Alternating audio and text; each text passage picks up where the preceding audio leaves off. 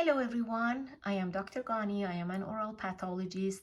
Today I'm going to talk about oral herpetic infection. Before I talk about herpes virus, I'm going to remind you about the different virus that causes a lesion in the oral cavity, and I talked about it in video number 2. This patient here that I have seen, as you can see, has an oral wart or squamous papilloma on hard palate. This lesion, oral wart or squamous papilloma, is caused by a virus called HPV, human papilloma virus. But today I'm going to talk about herpes virus and what it does in the mouth. Herpes virus, unlike HPV that makes a wart with papillary projections, this herpes virus in the oral cavity makes small blisters that after 2-3 days change to small open sores or ulcers, and the whole area stays red and inflamed until immune system takes care of it, and usually it takes about 12 days. We all know about cold sore on lips. It's the same virus, herpes virus, and as you know, it is inactive and dormant in the nerve endings, and with different factors, for example, being so exhausted and tired, having a cold and flu or high fever, sun exposure, a lot of different factors causes this virus to be reactivated and starts making those blisters on lips, or it can do the same thing in the oral cavity. There are some differences. Usually when it occurs and comes back on lower lip or upper lip, it comes on different areas. But in the oral cavity, usually it comes back on the same spot.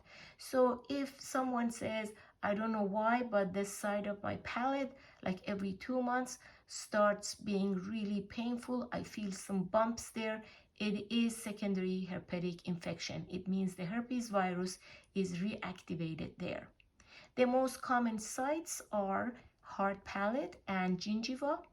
And also there is another factor that causes secondary herpetic infection in the oral cavity, and that is mechanical trauma.